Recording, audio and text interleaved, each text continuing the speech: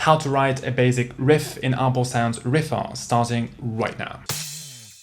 Hi friends, William Nolens here. Thanks for tuning in for another video on Ample Sound's instruments. So if you haven't done so, you can subscribe to the channel so once a week you get a new and fresh tutorial on how to play with Ample Sound VSTs. So today I'm going to teach you the basics of writing songs with the newly updated Riffer interface. In brief, Riffer is an alternative to the usual and standard piano roll that you can find in any digital audio workstation.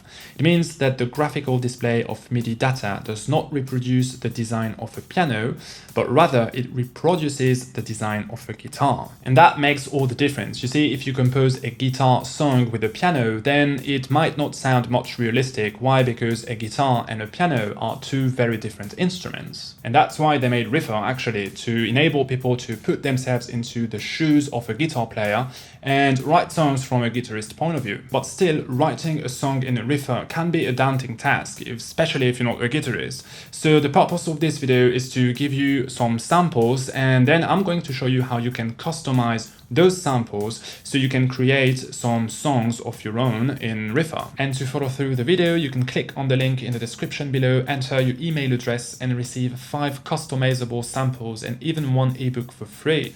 And in the ebook, I'm giving you some ideas for chord progressions that you can use with the samples to create original songs with your Ample Guitar VST. Okay, so first part of the video, we're going to load a sample in Riffer and see how we can customize it. To open the sample, just download the folder on my Gumroad webpage, then place the .graph files into the riff library of your Ample Sound folder. Get into your DAW, open your favorite Ample Sound VST guitar, go to Riffer, look for the file manager in the toolbar, select load file and enter Ample Sound Basics #2 riff number 1. Press enter and click on the sample file. And here's how it sounds.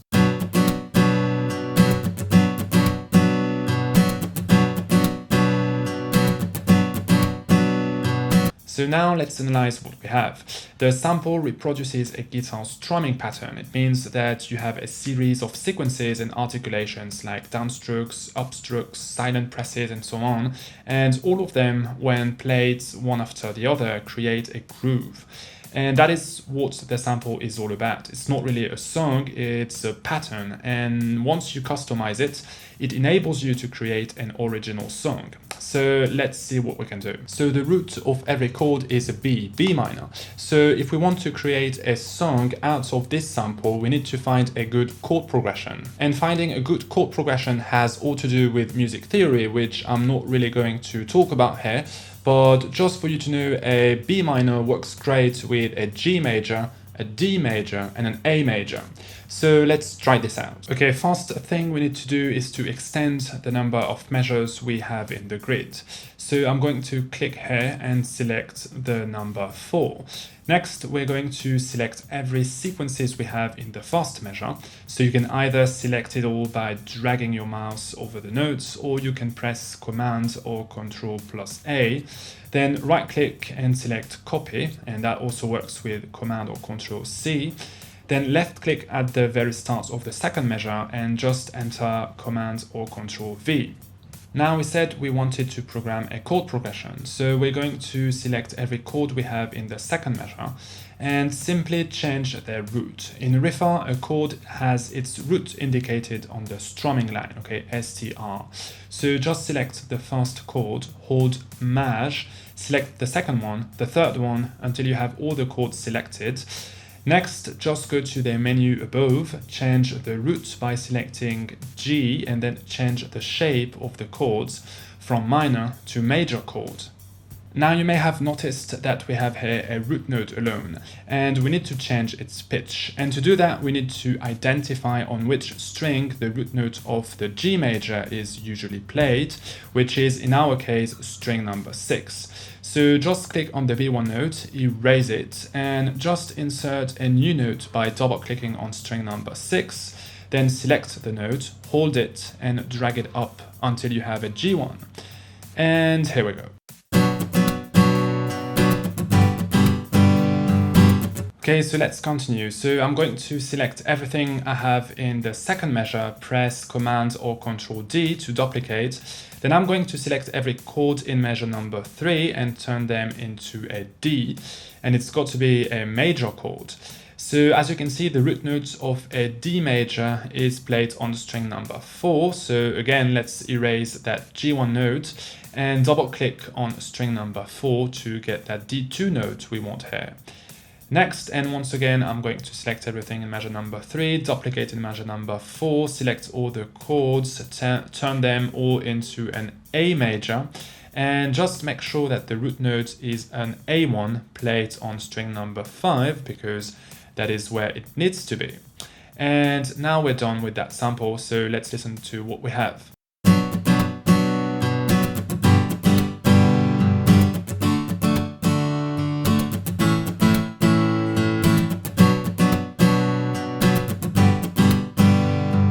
Now that was an example with one chord progression, but obviously many chord progressions will sound great with that sample.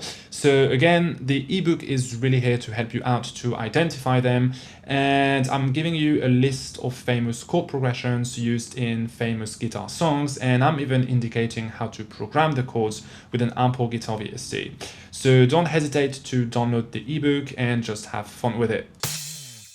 Okay, so that was for a simple strumming pattern, but some of my samples are a bit more complex, and therefore when you customize them, you need to pay extra attention to some details that I'm going to show you now. So if you load the second sample I've shared in the download folder, which is named Ample Sound Basics Sharp 2 Riff 2, you'll notice that sometimes I'm not strumming all the notes of one chord. So when you duplicate the measure, you can see that it remembers the velocities. Okay, my first B minor was strummed with a velocity of 80, my second B minor with a velocity of 70. So as it was designed in the first measure. But let's say you want to change the root of the chord, which I'm going to do right now.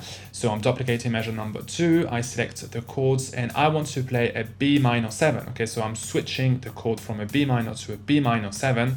And let's have it in second position. And then you can see that although it duplicated the velocities and the articulations, it didn't remember the shape I gave to my previous chords. So I need to design the shape again, that is to say deleting that 2 extra notes here and right here. So that you need to be extra careful with that. If you want to use that sample and customize it, then you need to identify the shape of each chords and make sure that you duplicate it properly.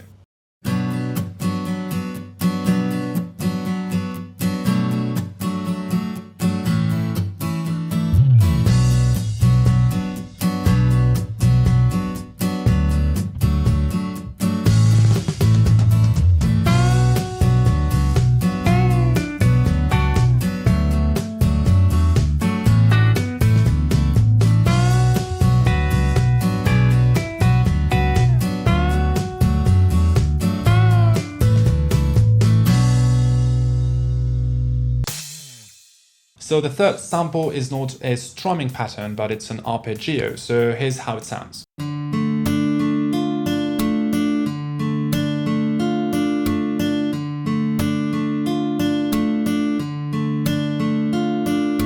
So that sample reproduces a very common pattern for arpeggios. So let's see how we can customize it in Riffer. So as we did with the previous samples, I'm going to increase the number of measures opened in the grid to 4 measures.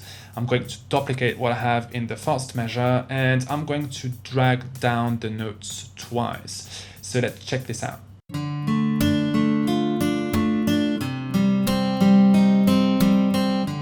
Now the chord progression is cool, but it's not really what I want. So I'm going to change the pitch of the third note, drag it up just once. And now I'm playing a C major, which is going to sound more open. Next, I'm going to select all the MIDI notes, duplicate it, and I'm going to drag everything down twice again, which is going to create an A sharp major. And in the last measure, well, I'm going to come back to a C major, so it's going to be a simple copy and paste from measure number 2 to measure number 4. And let's see what we have.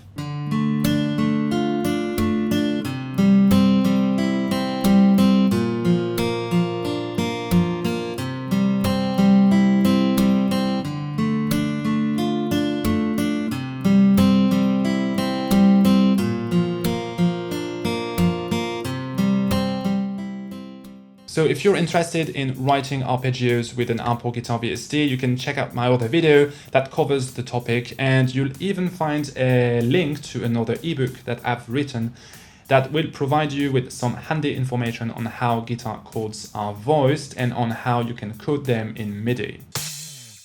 Right, that will be the end of the video. I hope you enjoyed it, and if you did, well, you can hit the like button and you can subscribe to the channel because I'm planning on sharing more samples during the summer. Then if you want to support the channel, you can visit my band's website, eugenmusic.com. We are releasing a next EP in September 2019, so it's getting kind of close. And you can even subscribe to the newsletter and share it on your social media pages with your friends. Now, if you want more resources on how to play with an Ample Sound guitar, you can check out that video, which will teach you how to strum an Ample Guitar VST, while that video will teach you some tips and tricks on how to make your strumming patterns sound more realistic. You can also subscribe to the channel, and see you next time.